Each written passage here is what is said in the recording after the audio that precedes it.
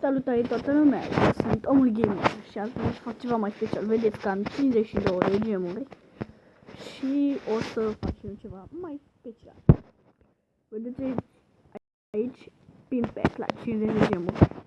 O să le cumpăr pe Content 2 Common Pinsel or Epic Pin for Animal Brawler with Tales Abilities Rar Pin 85%, Epic Pin 15%, poate epică rar pin, sau poate niciuna, cât mult noroc am eu. Deci Brock, Nita, Rosa.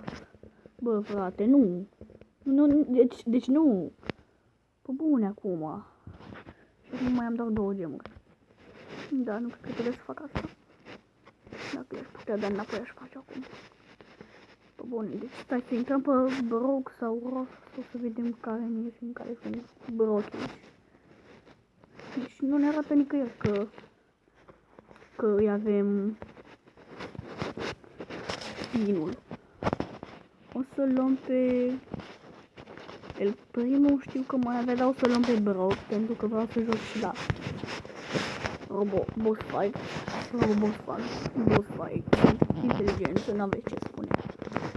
Să crezi dacă o să-mi apare iconița aia de pin acolo ca să dau un emoji. Deși acum sunt curios de o chestie, care sunt pinurile pe care le am, că nu înțeleg.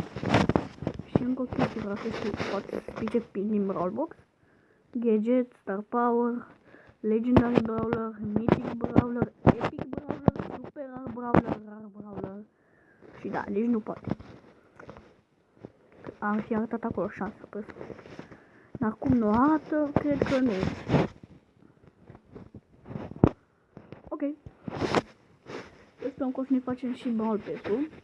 Adică să trecem la Tyron. Tocmai v-am spus, am deschis acolo Mega Box, care mi-a picat mic. Dar asta nu vreau să o să vedem mică sau nu. Să avem, nu. Bă, de ce? Deci cum? Cred că doar pe chat-ul normal.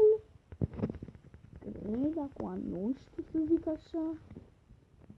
Eu sper să apară și aici, dacă cred că se bagă în iunie ăla. Sper. Că să nu-mi cumpăr chestiile astea degeaba. Bine, cam atât cu acest episod, pentru că am vrut să aflu doar dacă mi-apar aici. Dar cred că o să mi-apar altundeva. Ok, eu am fost Andrei Vidrașcu. De mă mai chemă și Andrei Vidrașcu, mă scuzați că îmi zic așa. Bă, nu pot să... episodul. Ok. Deci cred că am spus.